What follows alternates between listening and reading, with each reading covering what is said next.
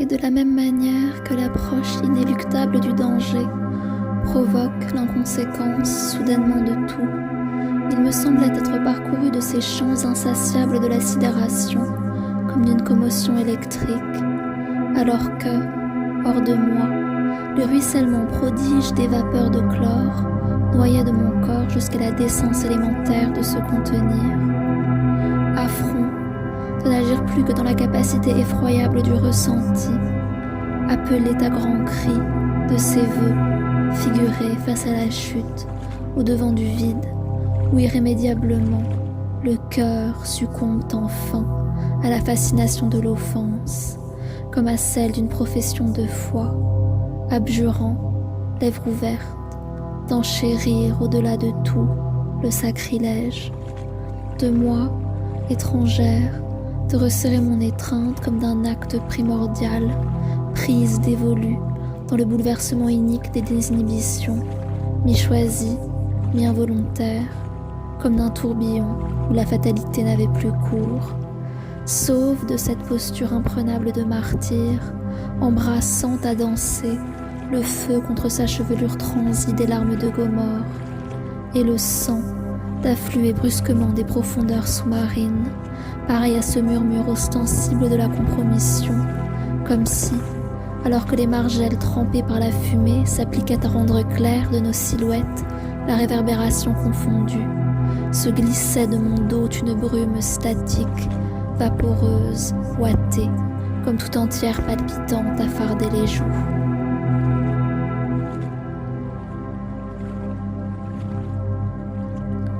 Battante, empressée, de l'apparition d'un éclair à la dérobée, pareil à un signe ineffable du temps, alors que des parties de l'infinie prudence que provoque la captivité approchaient soudain de moi, Ariane, insensible, seigneuriale, d'un regard à vriller le cœur, posant comme une opprobre tragique un doigt sur mes lèvres, et de sa présence magnétique, comme d'une ivresse à la confession, me défendant de lui répondre, murmurer « Elle, je ». Mais de la même manière que parfois, sans l'avoir voulu, nous envahit le sentiment impondérable que tapis dans l'ombre quelque chose nous guette, il me semblait que de cette phrase, innocemment prononcée, allait s'affranchir, comme de tout préliminaire à la trahison, quelque chose en moi, alors que se figurait à mon esprit la fatalité douloureuse d'une fin de partie, prise d'un vertige, il me sembla être précipité brusquement en arrière, contre l'alcôve ruisselante de cette pénombre plombée de sortie de secours, et ma cheville, insensible quant au drame qu'elle allait causer, n'en ayant pas conscience, comme d'un succédané de mon corps tout disposé à me nuire, d'heurter la bouteille, brisée, vide à demi, en transparence de son verre bleu de clin, de la voir tout d'un coup fracassée, comme d'un fusil de Tchekhov à la lie des intermittences du cœur, dévoilée à la nudité fluorescente des halogènes, les contours chavirés d'une scène de crime, et le sol, inondé de cette rupture de cataracte, liquidité furieuse, rougie, transie, au regard presque indifférencié des margelles blanches, aveugle, comme sous le coup du jugement dernier, une tension venant à se rompre, enfin, comme une digue battue en brèche, du miracle exorciste le non-retour, verre constellé, lumières ardentes, comme d'une clarté rentoilée dans ses yeux ce dernier jour de fin du monde, contraire, disputé par la terreur, sur les dalles bleuies, prostré, ne me voyant plus, son corps en transe rescapé à l'égarement, de la déflagration, la naissance et la mort, d'un regard à vriller le cœur, elle, sur moi, ayant pris tout empire. Main de maître à l'assurance d'un gant de velours immisçait entre nous, sans crier gare, ivre d'un soupir à la lascivité, comme une lame de poignard sous la gorge, iridescente, de cette pureté hygiéniste de la convention, prête, à bout portant, à décapiter les gorgones infidèles. Et soudain, de l'intime fracas, émergente, une méduse sans tête, les yeux vitreux, de fièvre débile, effondrait enfin contre le carrelage blafard, noyé dans le sang des jeunes filles en fleurs, piquetées, écartelées, en corolle d'aubépine, achevant de donner à voir l'empreinte poisseuse, brûlante, d'une tête coupée, à même le sol, chaviré de ses larmes, l'agonie première de la créature impie, figée, la mort dans les yeux. Au-devant de moi, vulnérable, en péril, Ariane, à la survie des drames de la nubilité, et les relents de Sky, acides comme une morsure de vampire.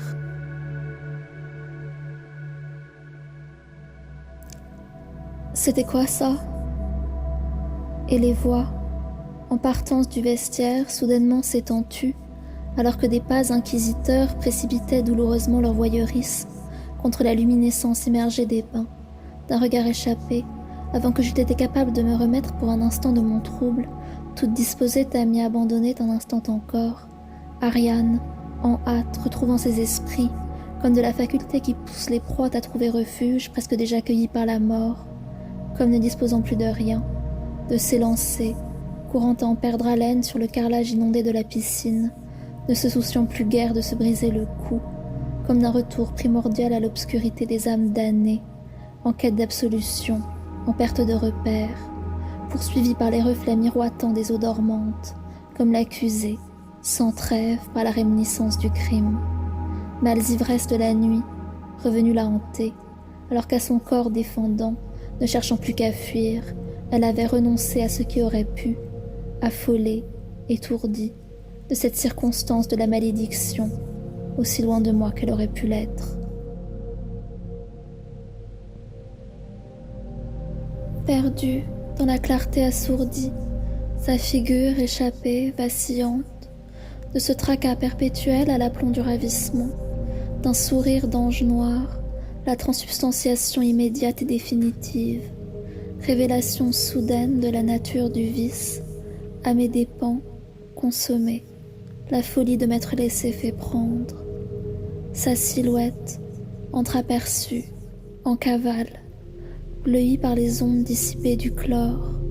et de son visage, des traits nouveaux, hybrides, manifestation spontanée, profil fantomatique, pour ainsi dire disparu, de la pénombre, une inconnue que les vapeurs de l'eau rendaient floue.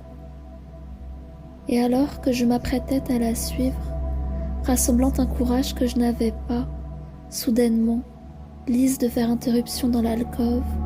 projetant blafarde la lumière flash de son téléphone, tenue à bout de bras contre mon visage, en une clarté vacillante, comme à contre-jour l'alerte inaliénable du danger, en flagrant délit, l'orée d'un interrogatoire, et se précipitant sur moi, ne se souciant pour un instant d'adoucir sa voix, ignorant dans mes yeux figés en plein phare la prime terreur du soupçon, d'adopter ce ton accusateur que prend l'enquêteur face à l'accusé, de la même manière que si j'eût été prise sur le fait, un couteau à la main, couverte de sang, du crime, la coupable idéale, de moi, d'exiger une réponse. Elle, qu'est-ce que tu fous? Il s'est passé quoi? Elle est où, Ariane?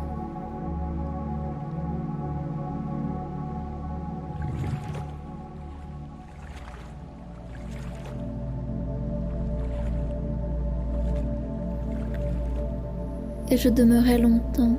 éveillée en pleine nuit, adossée contre une porte close, dans l'exiguïté suffocante d'un espace liminal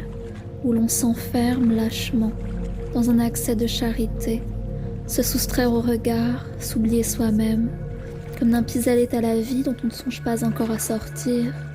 qu'on a été placé là à défaut de nous, ou que, volontairement, de la même manière que l'enfant se réfugie sous ses couvertures pour échapper au monstre qui gronde sous son lit, on s'y soit dissimulé, y trouvant une cachette providentielle, sans savoir qu'on prierait un jour à la quitter, tant la complaisance du désespoir est grande et la conviction de l'ignorance confortable, et que si, pour un instant, la tentation d'exister devenue trop forte, on ne puisse consentir à ne vivre qu'à demi, on souhaite s'en extirper, voler au faux semblant quelques secondes suspendues, épargnées par le temps. Alors seulement la prudence nous en défend, comme une clé irrémédiablement perdue, manquante, pareille à la manifestation concrète de la honte qui nous étreint. Défi lancé à la figure de la captive, comme n'a rien à perdre des désinhibitions, jetées au destin, de la même manière que si la fatalité évacuée par la retenue du convenable et des bonnes mœurs avait été précipitée dans un contre-la-montre infernal, course-poursuite, alors que s'égrenaient les respirations des coupables, opprimés, entrecoupés par les palpitations hiératiques des veines, ardentes sous la peau.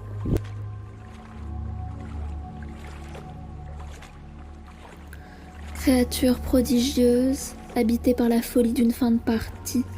projetée, à corps perdu contre les portes de sa cellule, à l'assaut impérissable d'une forteresse, les mains écorchées, sanglantes, constellées de paillettes de verre à même la peau, pareilles à des trophées, confondus avec elle, comme si alors que le domaine de la lutte prenait cette matérialisation physique de la violence, l'acharnement se poursuivait, sans trêve, insensible à la douleur, comme une chose capitale, innée, ne pouvant se détourner du combat qu'au prix de la mort, ne survivant plus que pour s'affranchir, métamorphosée par la résistance. Joyau hybride de chair ouverte et de cristal, ayant perdu toute mesure de rationalité, libre de toute prohibition, rendu à la nature sauvage de ses désirs, faisant céder d'une dernière offensive la cage qui l'emprisonnait, verre brisé, fracturé, oblitéré, projeté contre la peau comme des rubis imbus, donnant à voir au-delà de tout apparat la libération de l'ange, effondré, découvert, mort sur le coup, brûlé vif, à l'épreuve du crime. Et je me contentais de tressaillir dès qu'affleurait à la surface de ma conscience le pharmacone du mal, comme de moi prenant tout empire, comme du corps la prison transie, comme du cœur le brasier, la lave jaillissante, les éclairs de feu irradiant le ciel, abreuvant d'une pluie de cendres les joues incendiées des parjures, à mes dépens, l'indiscrétion d'un regard que j'avais laissé échapper.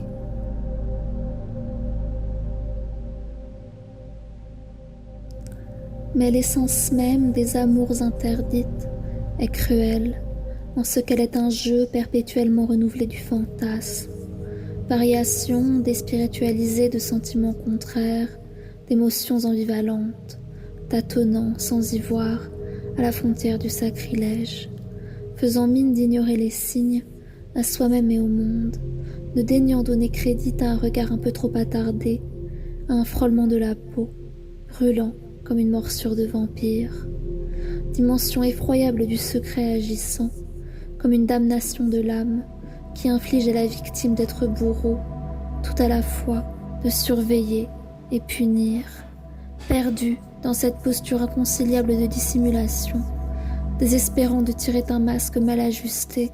comme ne se fiant pas au contour du visage, de la même manière que si la dépravation s'y était enfouie par la perversité successive de pensées impures, les traits altérés par une expression corrompue, tout entière contenue dans le déciment d'un regard,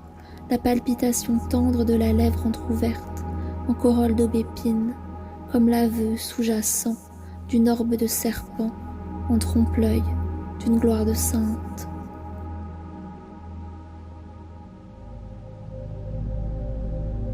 De ce tempérament d'immoralité inconnue paraissait émerger une cause ininterrompue d'échappée, une qualité de méfiance pour toute humeur spontanée, tout lâcher prise en connaissance de cause, comme un état détemporalisé de fugitive, être de fuite à défaut de vivre, condamnée à survivre sans se faire prendre, comme l'actrice malgré elle d'une cavale démentie, consentant jusqu'au bout du monde à jouer le rôle d'une évadée, statique, dans la captivité froide de son cerveau. Rappelée d'un coup du sort à sa fugue par un ressenti tragique d'aliénation, chaviré soudain par les larmes comme par une liqueur salée de la peine, incapable de se croire pour un instant victime de soi, tant la prudence était grande, sidéré, sans crier gare, par le choc, comme par une commotion électrique, hurlant à en perdre haleine, à la fatalité des inclinations du corps, effondré, à bout de force, incendié sous les rayons d'un soleil noir, héros d'une mélancolie, subi comme d'une faiblesse inaliénable de la raison.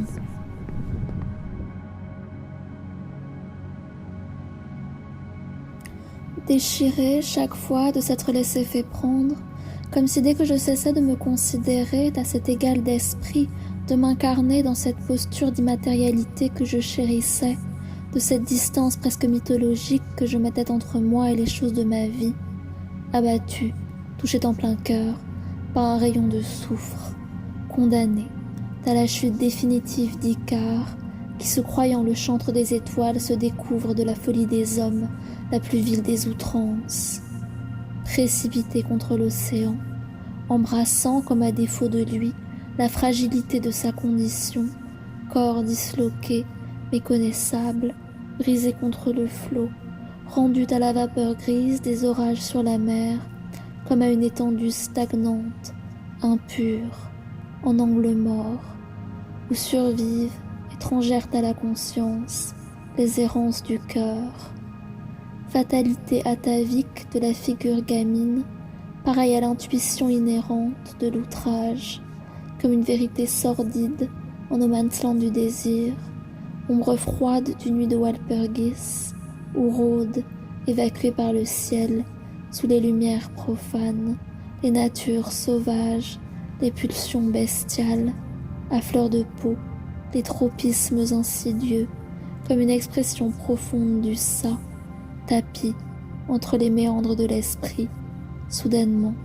la révélation. Ce ne sont pas des étoiles, ce sont des monstres.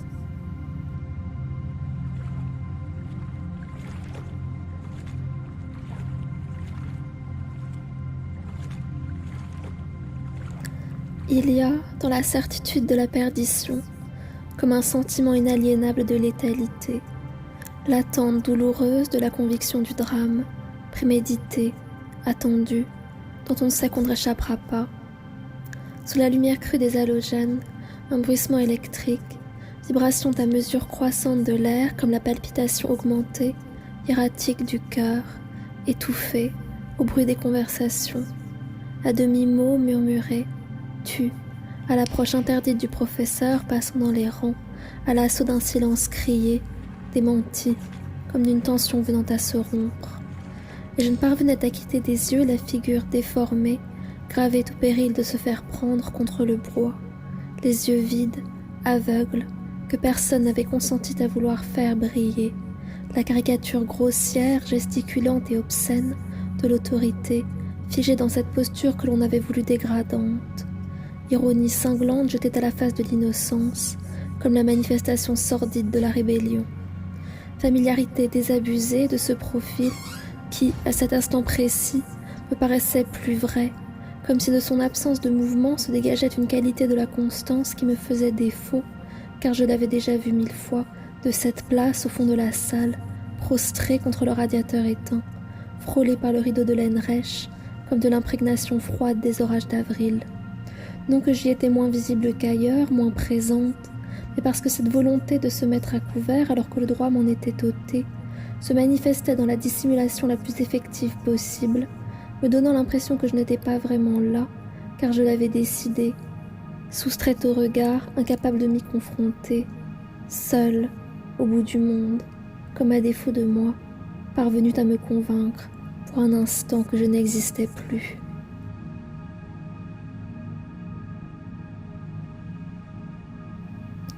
Silence. Retour brutal à la réalité. Du bruit le catalyseur, comme si, dès qu'il s'était permis d'hausser la voix, la décence élémentaire dont les élèves avaient assourdi leur bavardage avait volé en éclats, révélant, comme d'une digue à l'assaut de se briser, le reflux triomphal du brouhaha déferlant sur la grève. De ma captivité statique, achevant l'hypervigilance, De la même manière que si j'eût été capable de résister à l'angoisse qui étreignait mon corps, alors que le silence demeurait un bruit blanc, indistinct, de murmures. La reprise assumée de la parole, comme sur moi ayant pris tout empire, me livrait tout entière à la panique, m'accablant d'être rationnelle, et je ne pouvais m'empêcher de saisir un mot à la volée, au détour d'une phrase, me persuadant qu'il était une attaque à mon encontre, un rire échappé contre moi, comme la révélation pressentie partout d'une culpabilité que je ne croyais pas être la mienne, que Destin m'avait imposée, comme d'une marque au fer rouge que je ne reconnaissais plus, quand il avait osé prononcer ces mots-là. Mais je comprends pas. Y a quelque chose entre toi et Ariane? Y avait-il encore quelque chose à sauver, comme d'une convention obligée de la normalité? Et alors que je cherchais Ariane des yeux, comme d'un succès d'années de ma vie, désespérée à me raccrocher à une réalité familière, je l'entreapercevais, de l'autre côté de la classe, dans une posture que je ne lui connaissais pas, d'une expression qui n'était pas la sienne, comme si elle affectait toutes les manières de me déplaire, comme si, alors que rien n'avait changé pour elle encore, j'apposais une circonstance de la duplicité de la façon qu'elle avait d'être, à l'intentionnalité évidente qu'elle prenait à ignorer de mes regards l'égarement chavirés, noyés, à fleur de peau, des larmes qui menaçaient en vain de me submerger. Paranoïa effective des caractères comme des forteresses assiégées, qui me persuadaient que quand je lui parlerais de nouveau, elle n'aurait plus rien à voir avec la personne que j'avais connue, qu'elle serait irrémédiablement changée, que je ne la reconnaîtrais plus. Comme si en elle ce que j'aimais, cette manière particulière qu'elle avait de me sourire, comme à destination secrète, son emploi inusité, absurde de l'espagnol comme un accent de ballet, son regard de sienne, pénétrant, fixé, à faire sauter le cœur, n'était qu'une qualité de circonstance, les attributs d'un rôle que mémorise la comédienne, une pure fiction, qui avait ajouté à la banalité de ses manières un vernis insoluble de tendresse.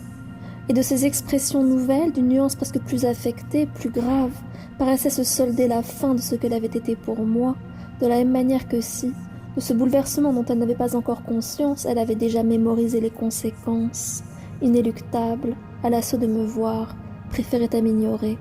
comme d'un sourire que je ne parvenais plus à replacer dans son corps, à charger de tout l'ancrage capital d'importance qu'auparavant je lui donnais.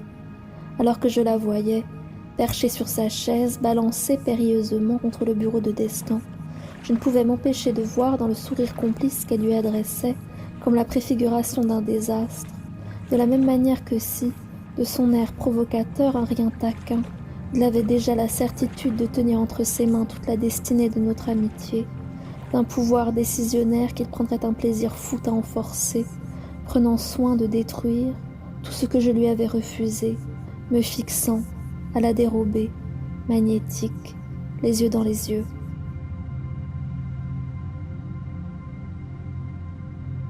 Passage à l'acte arrivé presque trop tôt,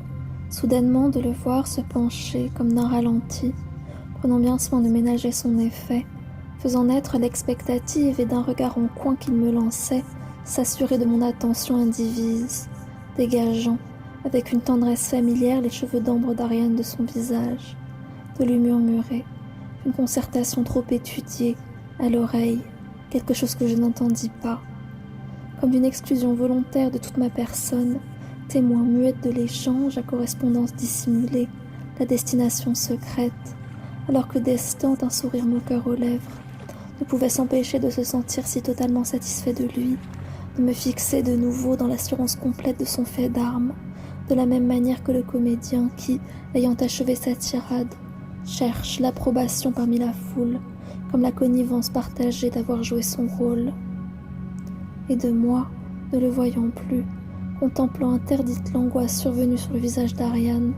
pour qui savait la voir, écartée d'un sourire dont elle avait voulu la nonchalance exemplaire, les yeux au ciel, comme si elle n'y croyait pas un instant, balayant d'un rire indifférent toute l'emphase qu'il avait mise à sa confession, ramenant brutalement sa chaise à sa table, la conversation s'étant tue. Je ne pouvais m'empêcher de tressaillir, envahi tout à coup par la peur, comme si de la vérité mise à nu je l'avais surprise à y croire, d'une infime variation de la paupière, pareille à un déciment à mesure ressentie du vrai, avant que la maîtrise de soi ne la rattrape, comme d'une terreur révélée, primordiale, rendue visible, à la merci d'une confidence à demi-mot que j'avais, malgré moi, laissé transparaître. Et le regard qu'elle me lança alors, certaine que Destin ne la voyait pas, possédait une telle suggestion de panique que je ne pouvais consentir à le supporter, hors de moi, à rebours, persuadée de voir de son air affolé, comme à défaut d'elle-même, sans qu'elle en eût la conscience chiche, toutes les indicibles différences que provoque l'expérience du drame, fissure invisible, comme un reflet du masque, qu'en vain elle avait renoncé à porter. Dans ses yeux d'or, tout le mal que sans le vouloir, je lui avais fait.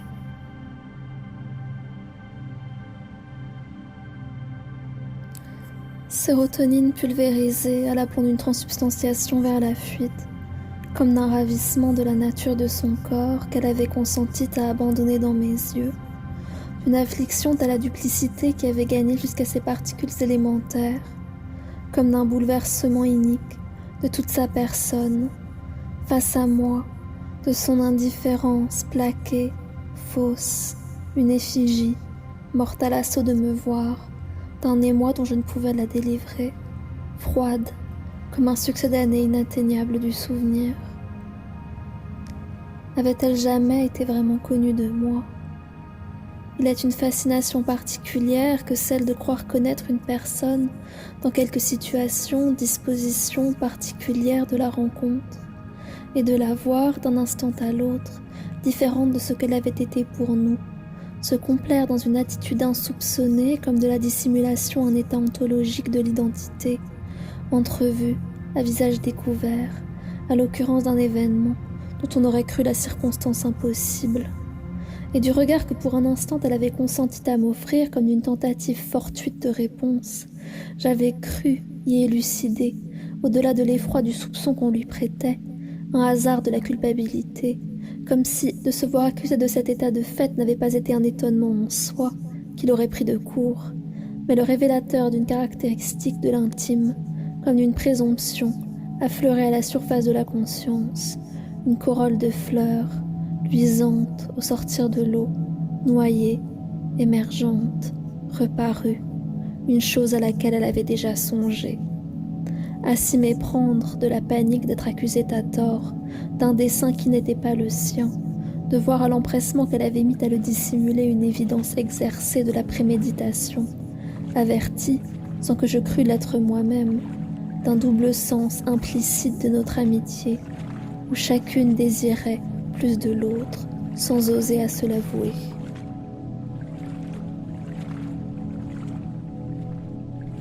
Et alors que je contemplais de son profil l'égarement,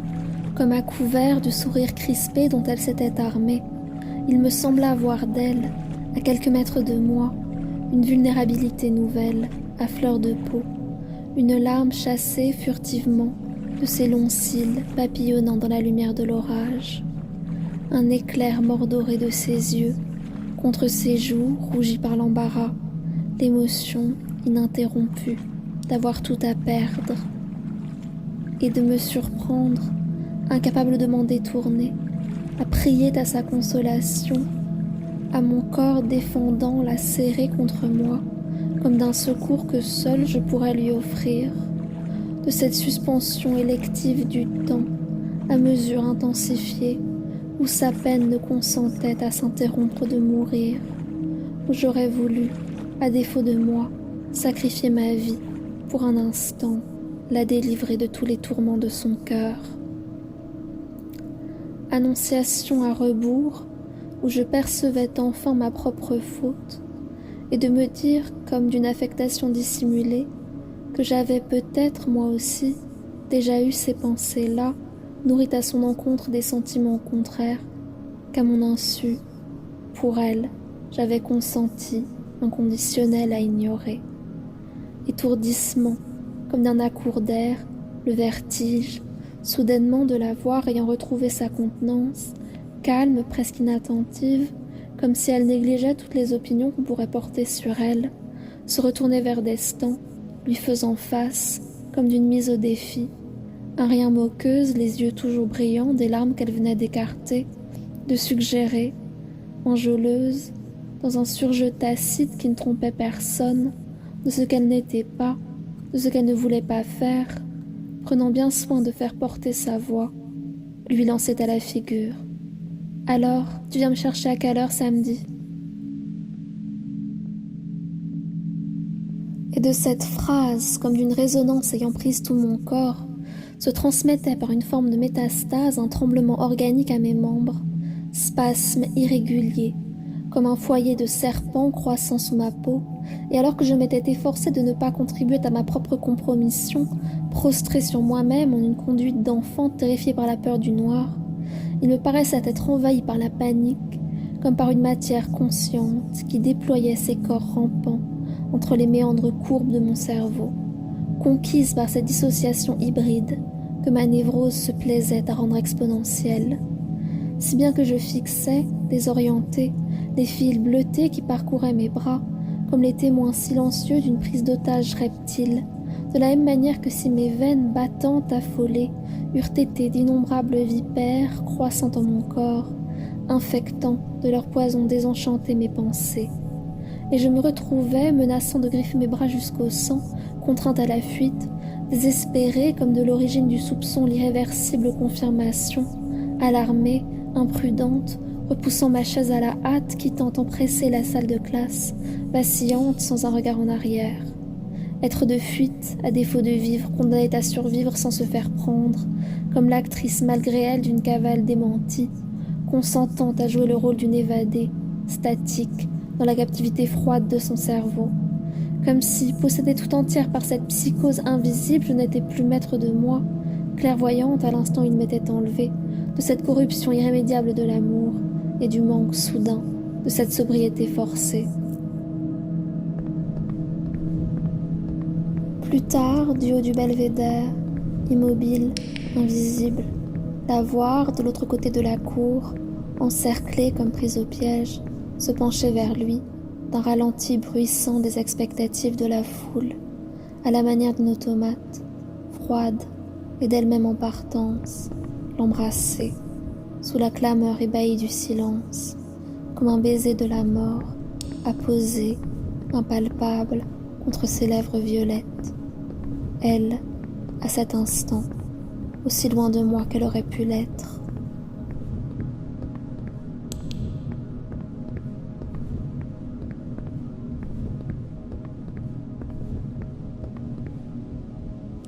Avant la nuit, porte close, pareil à la vibration électrique de la rame poursuivant le quai, et de l'avenue, immense, violine,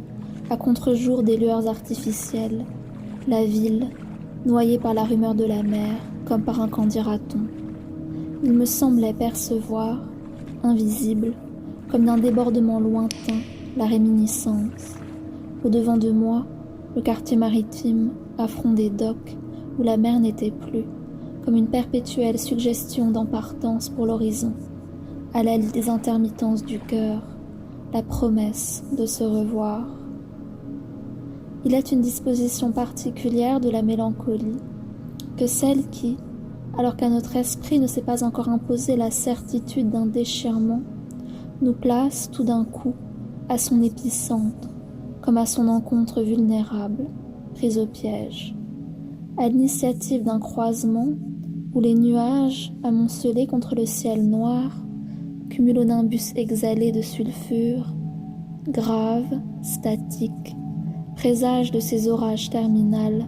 comme d'un calme avant la tempête, de ces occurrences de désastre qu'on ne peut pas fuir, tant on y a été précipité, tant toute notre vie nous y a conduit, soustraite au regard, dissimulée au coin d'une rue, gravite à force, égarée encore, pareil à un négatif d'argentique, pressentiment liminal que l'œil ne perçoit qu'à la lueur d'une inclination de l'esprit, comme celle qui nous donne le sentiment, alors que rien ne vient troubler la quiétude d'un visage, que la folie se cache, tapie sous les paupières.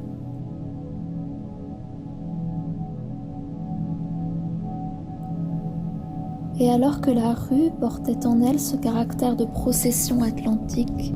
l'asphalte brûlant, noyé sous mes yeux, avait cette liquidité incertaine de miroir d'eau, comme si la rue rectiligne, inondée, était elle-même laurée d'une terra incognita, vitre sans teint, marina de tempête, en trompe-l'œil, ou se perdre dans l'attente du naufrage. En contrebas, la mer, invisible à mes yeux, filant sous l'ombre des tours, confondue dans cette réverbération incendiée par l'orage, sentiment agissant du territoire, pareil à une submersion de tout, soudainement, comme d'une réalité qui n'était plus. Effet d'optique, illusion aqueuse, que je ne pouvais me contraindre à abandonner, que j'aurais préféré anéantir d'un déciment de regard, butait à ne plus voir, à ne plus ressentir, alors que la rue filait sous mes pas, larmoyante, les yeux fixes, figurant le profil d'Ariane, invraisemblable d'ici car je lui avais dit qu'on ne se retrouvait qu'à l'heure quart, d'une ombre mouvante, surprise par l'irruption d'un flash, comme d'une projection lucide, aussi impondérable qu'un rêve de Kem. Happé par les rues obscurcies de la cité, comme par une onde sous-marine, emplie par l'iode compulsif des lames de fond, en point de mire, la silhouette engloutie, indifférenciée de la piscine, aveuglée sous les rayons d'un soleil noir, trop concertée à réduire en poussière l'image que j'avais gardée d'elle, à balayer son souvenir sous les ruines vacillantes d'une trésaine incendiée, d'un hôtel où les amitiés, tel index, viennent à mourir, belle à en crever, bouche ouverte, en no man's land du désir.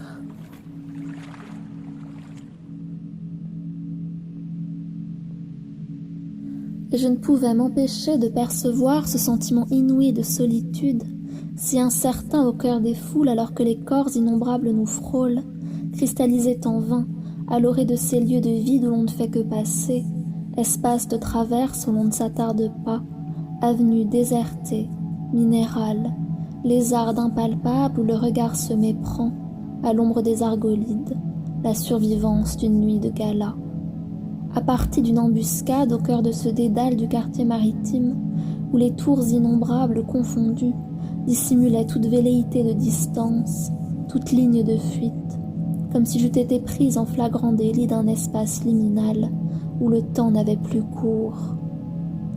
Avait-elle jamais été vraiment là, de cette conviction intarissable de présence dans ce qu'elle a de plus physique, de plus originel, comme un empenne perpétuel que je ne parvenais à trahir, ne parvenant à la restituer pleine et entière que dans cette affectation blanchie, rougie, brûlée, transie, un regard presque indifférencié du décor, bleu, aveugle, comme une mer asséchée, sur les dalles bleuies des gratte-ciel, son corps en transe, survivant à cette nuit, regard trempé de sirène, comme elle, sur moi, ayant pris tout empire, jusqu'à ce que l'angle trop aigu d'une façade trop haute me rejette éperdument hors du fantasme.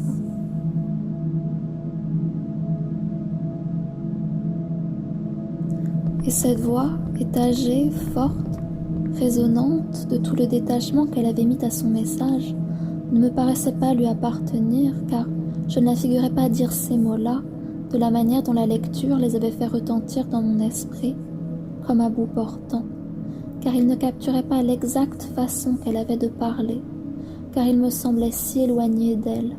de sa voix, un rien traînante et comme toujours affectée, assourdie, sonnait faux, de la même manière que si, de l'entendre alors que nous ne nous étions pas vus depuis cet après-midi-là, après ce qui s'était passé, avait l'incongruité horrifique d'un mort-vivant, éveillé au sortir de la terre, présence fantôme, condamnée à maudire les lieux qu'elle a aimés. Un égarement de ressentir que je ne la reconnaîtrais plus, de la même manière qu'à force les traits d'un visage que l'on connaît trop bien ne nous paraissent plus porter quelque singularité descriptive mais simplement la certitude d'une familiarité,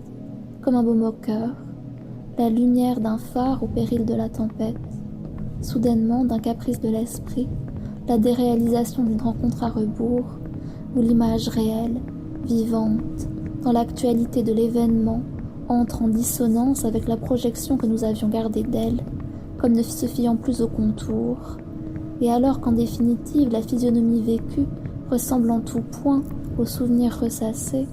l'attente trompée de retrouver un visage connu provoque la sensation indicible d'un porte-à-faux où l'interaction paraît forcée et qu'à l'œil frappe,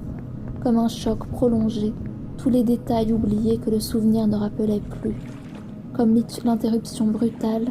d'une inquiétante étrangeté au cœur de notre vie, où tout paraît avoir été posé là, mis en scène, comme à la première d'un théâtre des dupes.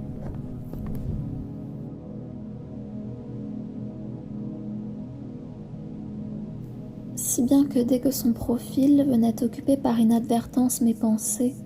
je me perdais dans cette contemplation du néant à sa figure,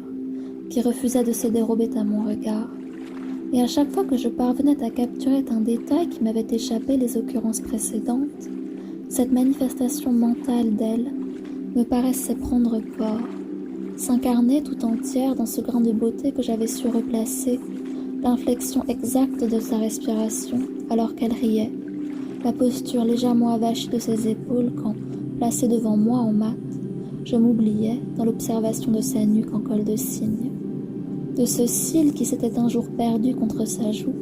quand nous nous étions éclipsés comme d'une fuite en avant du cours de sport, trouvant refuge sur la plateforme surplombant la cafétéria, entourée par les platanes, étagée comme les sentinelles silencieuses d'un jardin secret, et qu'elle avait, alors que je chassais le cil de sa figure, toute contenue, toute sérieuse, chuchotée, le sourire aux lèvres. Mais qu'est-ce que je ferais sans toi? Je m'entraînais, alors que je remontais la rue, à capturer ce ton désabusé, un rien las, ce grain de voix précis, détaché, qui lui aurait donné l'impression, alors même que j'avais quitté la classe précipitamment hier après-midi, après qu'elle ait assenti à accompagner d'Estante au bal, que tout cela m'était parfaitement indifférent, ne m'affectait pas le moins du monde, et qu'il m'était absolument égal qu'elle y aille avec lui ou non.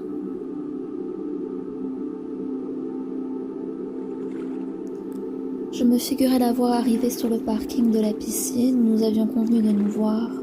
me décidant à n'admettre sa présence qu'au dernier moment, enlevant mes écouteurs et de la remarquer d'un coup d'œil distant, vide, auquel je m'incitais à adjoindre toute une expression de nonchalance, à la saluer distraitement d'un « Ah, c'est toi », souverainement tâtonne, me défendant de me laisser submerger par l'angoisse, comme si de cette occurrence n'allait advenir aucun développement soudain, aucune parole infortune. Et je retraçais cette conversation que nous allions avoir,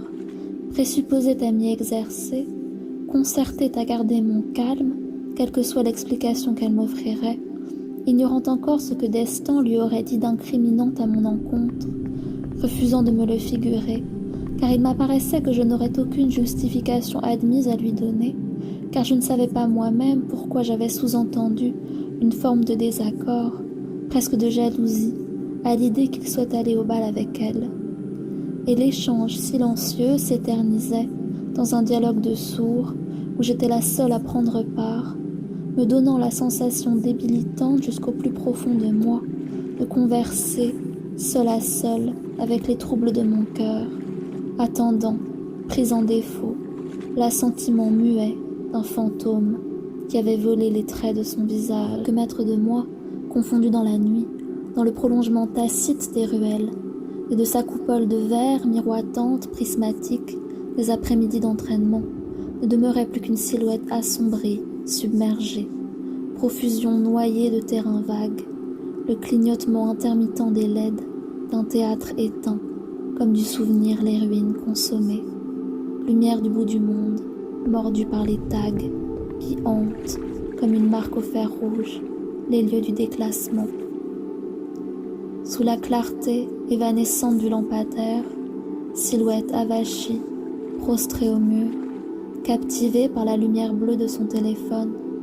incarnant cette souveraine partition d'indifférence, sans m'avoir vue, prétendant ne pas me voir, une apparition, Ariane.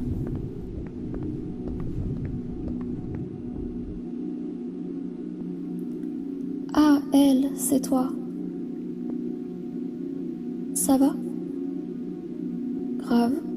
t'es en avance. J'ai pris le bus d'avant.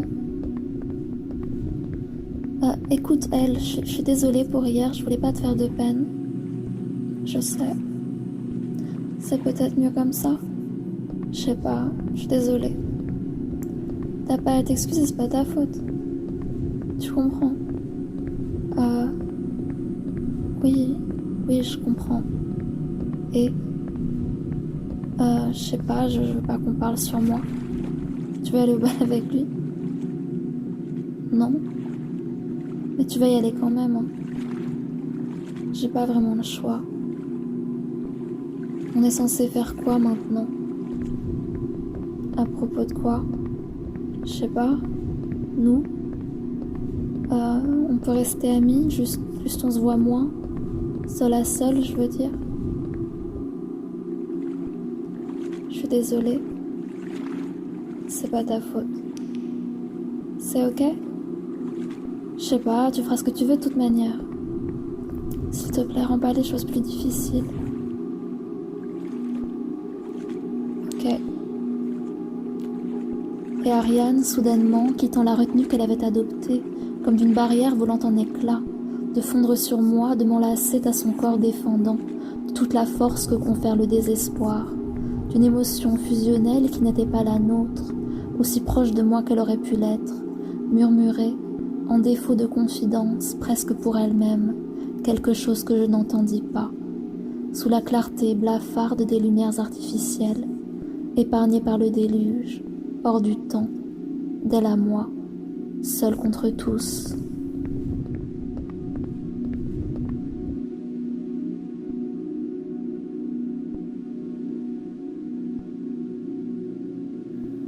Il est de la fascination la lassitude d'avoir à prétendre, sans fin,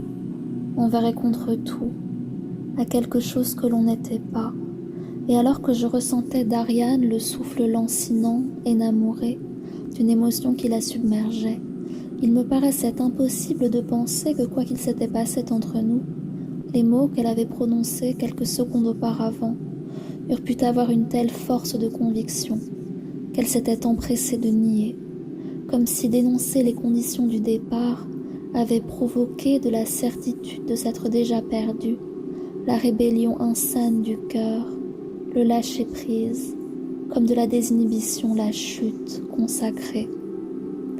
Allez, viens, on va être en retard. Et à cet instant précis, je l'aurais suivi, sans mot dire, jusqu'au bout du monde. Roi ambiant du vestiaire, comme d'un pépiment inconstant aux limites de la conscience, et alors que je m'appliquais à la concertation qui précède le temps de la performance, j'évoluais dans cette incertitude douloureuse où l'on ressent, avant même qu'il se produise, la préfiguration d'un bouleversement, comme au plus profond de moi, la conviction d'être projeté, approché à toute allure d'un mur de béton, dans l'attente inévitable de l'impact. Sentiment invraisemblable de sérénité, de la même manière que si, toute carte jouée, je savais n'avoir plus rien à perdre, plus aucune prétention à espérer, noyé entre les vapeurs assourdissantes de la laque et le chatoiement des sequins, comme du spectacle la répétition ininterrompue, du théâtre, la jouissance des plumes et de la poudre.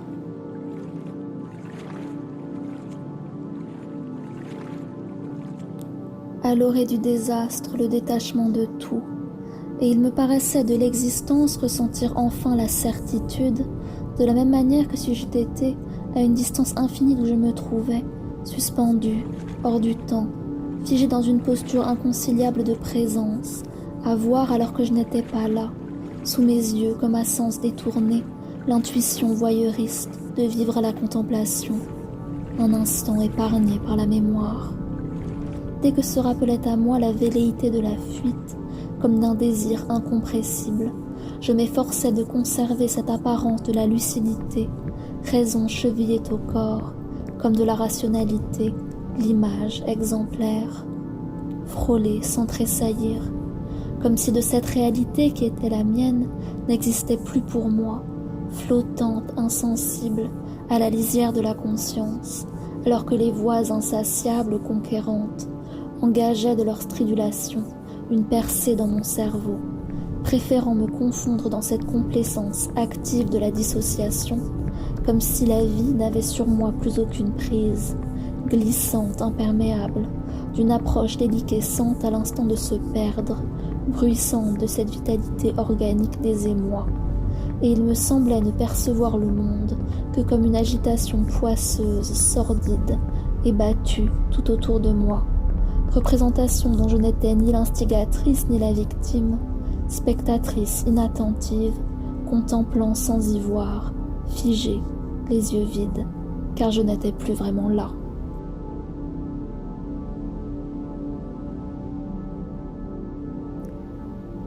Et alors que le vacillement des halogènes ne cessait de s'interrompre,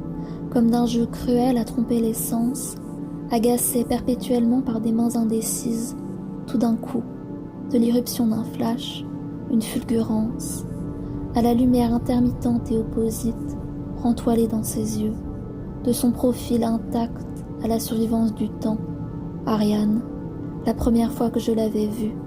concédée de cette assurance à vaincre, comme d'une preuve absolue d'exister, insensible à tout, tributaire de personne, inapparente, insaisissable, évacuant de sa présence magnétique la foule, une rigidité stoïque du corps, reparue de lycra, ornementée, accrochée par la lumière des tenues de gala, des paillettes qu'elle-même avait cousues, prismatique, surnaturelle,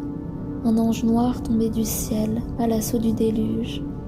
De son visage, les traits magnifiés par le phare, fixés, d'aventure lissés, continuellement polis,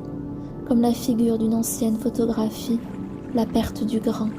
les paupières ourlées, rougies par les ombres, sépia, ses longs cheveux bruns, liés à l'aplomb de son crâne, comme de méduses les serpents conscrits, danseuse, au bord du précipice, effigie comme en partance, l'incarnation, illuminée, grandiose, à l'instantané d'un éclair, de la volonté à accomplir, comme de celle de n'avoir plus rien à perdre.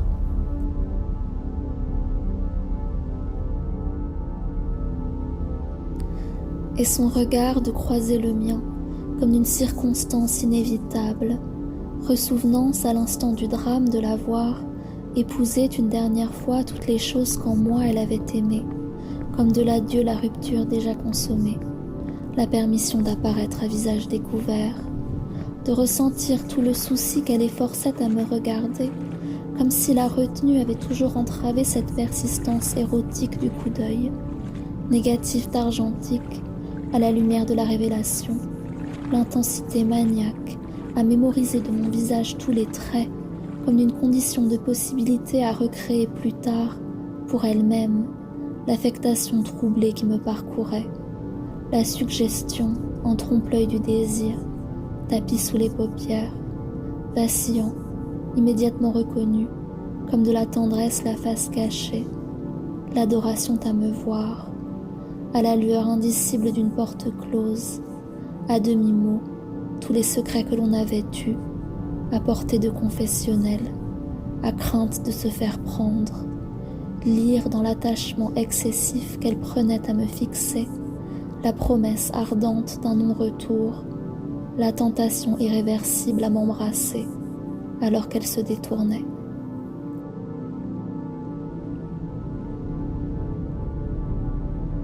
Comme à rebours l'égrainement inlassable des heures, suspendu par le temps, bouteille de Sky qu'elle avait attrapée,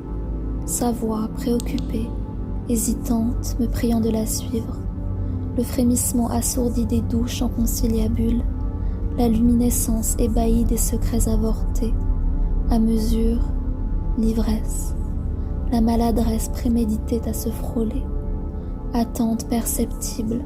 comme à défense d'entrée, la certitude du tomber les masques,